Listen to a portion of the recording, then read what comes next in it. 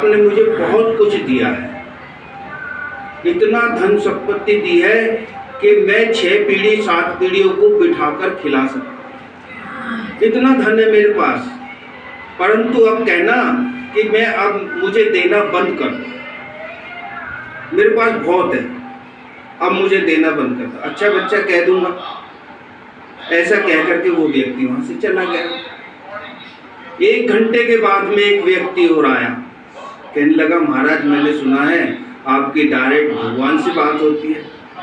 कहने लगे बच्चे ऐसा तो है नहीं, परंतु आपको कुछ कहना हो तो बता दो। उसने क्या, देखो मैं फकीर आदमी हूँ, मेरे पैर में चप्पल भी नहीं है, फटे हुए कपड़े हैं, बुरी हालत है, खाने के लिए अन्न के लिए परेशान रहता हूँ।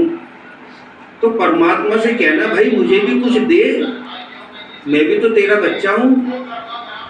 उन्होंने क्या, अच्छा मैं जो है भगवान से कह दूंगा आपके लिए। बस वो व्यक्ति साधु सुबह अमृत वेले योग में बैठते थे,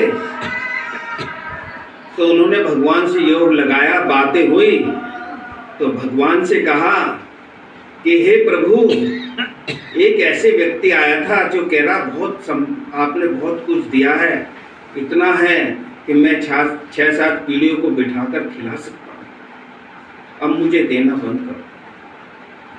उन्होंने कहा ठीक है बच्चे, तो उससे कह देना कि अब मेरा शुक्रिया अदा करना बंद कर।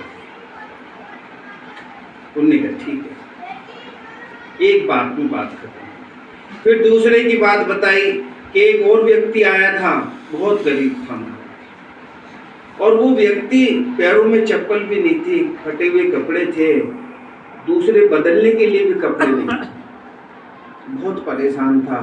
प्रभु वो कह रहा था मुझे भी कुछ दो, उसका भी कल्याण करो।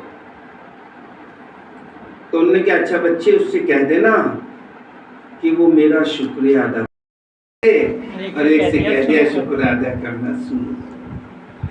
कल वो फिर दोनों व्यक्ति वहां पहुंचते हैं एक करके, तो दूसरा वाला व्यक्ति पहुंचा, कहने लगा महाराज मैं गरीब हूँ, आपने मेरे विषय में कुछ कहा। उन्होंने कहा था प्रभु का आदेश है आपके लिए कि अब उसका शुक्रिया अदा करना शुरू कर, तुम्हें सब कुछ मिलने लगेगा। कह रहा मैं शुक्रिया अदा करना शुरू कर दूं? अबे उसने मुझे आज तक कुछ दिया नहीं, फटे हुए कपड़े, पैर में चप्पल नहीं है, खाने को मेरे पास कुछ है नहीं, और मैं बिना दिए शुक्रिया अदा करना शुरू कर दूं? मैं नहीं करता शुक्रिया अदा। मैं काय का शुक्रिया अदा करूं उसका? चला गया। दूसरा आया, उसने क्या,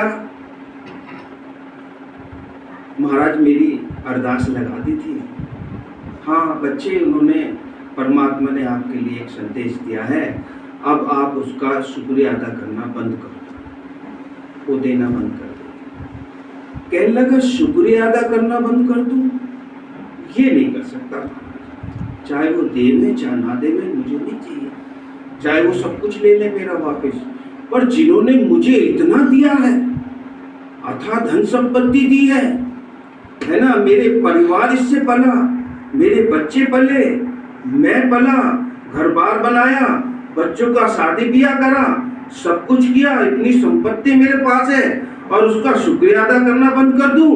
तो ये नहीं हो सकता, है ना। तो शुक्रिया अदा करना, एक व्यक्ति शुक्रिया अदा नहीं कर रहा, उस पर कुछ नहीं है। परमात्मा कहते बच्चे शुक्रिया अदा जरूर करना चाहिए, चाहे हो या ना हो, क्योंकि जो कुछ भी हमारे पास में हम नीचे को देखें तो उनसे अच्छे हैं। कितनों को परमात्मा ने खाने को नहीं दिया, हमारे पास खाने के लिए है, रहने के लिए है, पहनने के लिए है, बच्चे भी पढ़ रहे हैं, पल रहे हैं, सब कुछ। तो एक छोटी सी कविता में शुक्रिया अदा करो।